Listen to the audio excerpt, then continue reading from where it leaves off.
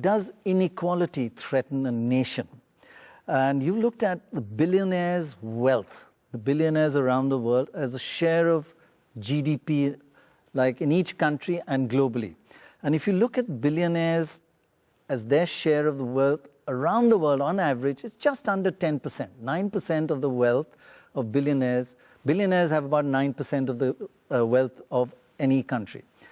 Now, if you look at India and other countries, in Japan, billionaires really low. It's 2% of the wealth of Japan. China, it's about 5 or 6%. Well, India, it's coming up to 15%. That's way above the average.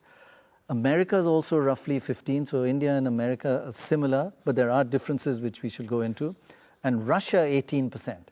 So India is more unequal in a sense. The inequality threat is very high in India. Yeah, at the top. I think that's what's happened. But what I try and do here is to really look at these billionaires lists to figure out that when is a country going to turn more hostile towards wealth creation? Because if you have far too much concentration of wealth at the top, that's when you end up getting a sort of attitude in the country that the society is a bit unfair out here. And there are three vectors I look at. So the first one that you spoke about was just the share in terms of it. The second you also look at what share of billionaire wealth comes from corruption-prone industries. Right. And you find in India, the share of billionaire wealth is 30% from corruption-prone, where you need government contacts, you need licenses, you need all that sort of stuff. While the world average is 25%, Japan again 10%, US just 10% comes from corruption-prone. Russia, 70%. That's one of the qualitative factors you're talking about. The second one you write in your book is the self-made versus inherited billionaire. Obviously, people respect self-made billionaires much more, and you don't get that anti-wealth feeling as much. Now here, the world average is about 40%. I thought that was remarkably high. 40% of billionaires are inherited. And in India, it's 60%. Korea, 80%.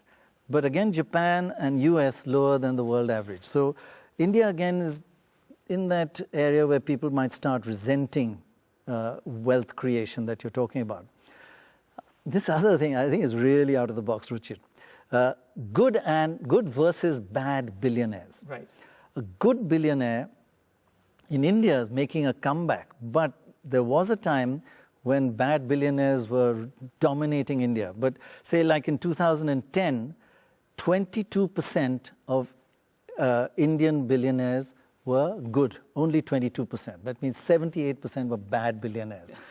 And 53% today are good billionaires. That's a huge and encouraging change, right? Yeah, it's the decline in crony capitalism in India, which is happening at the margin, because this is a rule that I really learned in India. It's like, at the second half of last decade, when there was massive wealth creation going on in India, you could make out that a lot of it was happening because people were gaming the system, whether it was for license or other things. And so this is something that I really learned out here. Explain that good versus bad a little clearer. Yeah, so I think that as far as my definition is concerned, the good billionaires are the kinds who create their wealth in industries such as technology, manufacturing, pharmaceutical, which is really industries which are where something has to do with innovation or to do with something that is starting from scratch. Right. Whereas the so-called bad billionaires, and not everyone's a bad billionaire, but it's the balance which matters. Those are industries that tend to be much more corruption prone.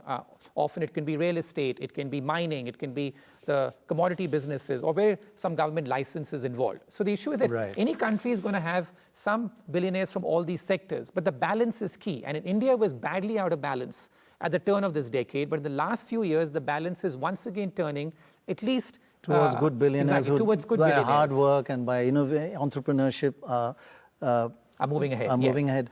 In fact, they're more than half now, which is a really good sign. The other thing, in just staying with this, not quite billionaires, but about crony capitalists, which you just spoke about. You're saying that in India, crony capitalists, these are people who've made money through government handouts, basically, of various types, under and over the table.